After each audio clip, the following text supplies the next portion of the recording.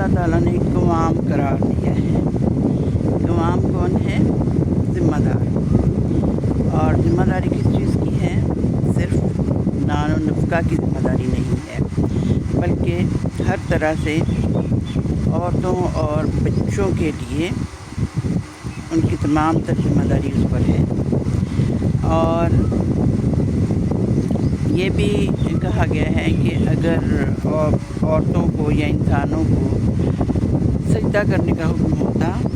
تو یقیناً عورتوں کو یہ حکم دیا جاتا کہ وہ اپنے شوہروں کو سجدہ کریں، یعنی شوہروں کو مجازی خدا کا کام دیا گیا ہے۔ اور جہاں تک قوام کہنے کا یا کہلانے کا کام ہے،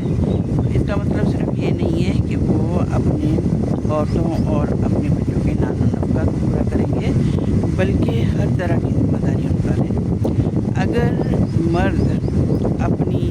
بیوی کے لیے اس طرح سے سوچتا ہے کہ وہ کسی قسم کی ذمہ داری لینے کے لیے تیار نہیں ہے، اس کے رشتہ دار، اس کے والدین، اس کے بہن بھائی اس کی عورت کی بے عزتی کریں، اس صورتحال میں اگر وہ اپنی ذمہ داری پوری نہیں کرتا اور اس کو تحفظ فراہم نہیں کرتا تو اس کا مطلب ہوا کہ وہ قوام کے فرائض انجام نہیں دے رہا۔ اسی طرح اگر اپنے بچوں اور اپنی بیوی کی ضروریات کو پورا نہیں کرتا تو وہ قوام ہونے کے فرائض پورے نہیں کر رہا۔ اگر خواتین کو یا بچوں کو یہ کہا جائے کہ وہ اپنی ضروریات سے پوری کریں، اگر بیوی کسی قسم کی کوئی فرمائش کرے، اپنی کسی خواہش کا اظہار کرے تو شوہر اس کو پورا کرنے کی بجائے اس کی بے عزتی کرے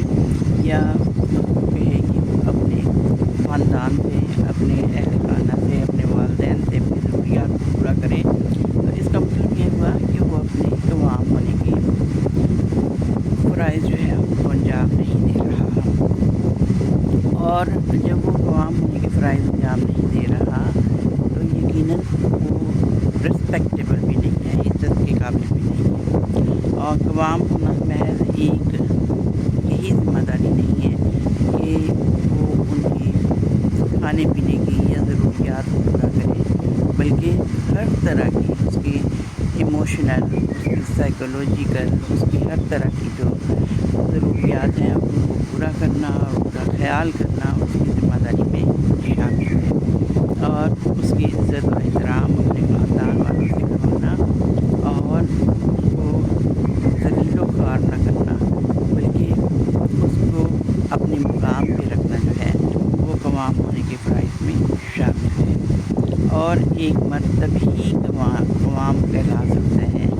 جب وہ اپنی تمام تر ضروریات کو پورا کرتے ہوئے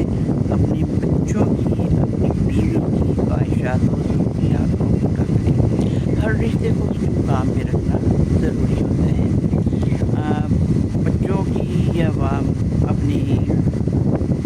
بیوی کی خواہشات کو مد نظر رکھتے ہوئے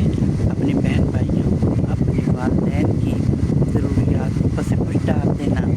یا والدین کی فرمائش پر بیوی کو مارنا پیٹنا، ان کو خوش کرنے کے لیے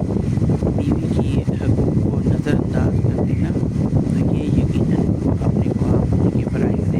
محروم نہیں کرتا ہے۔ امید ہے کہ میری اس بات کو مد نظر رکھیں گے اور مائیں جو ہیں وہ اپنی بیٹیوں کی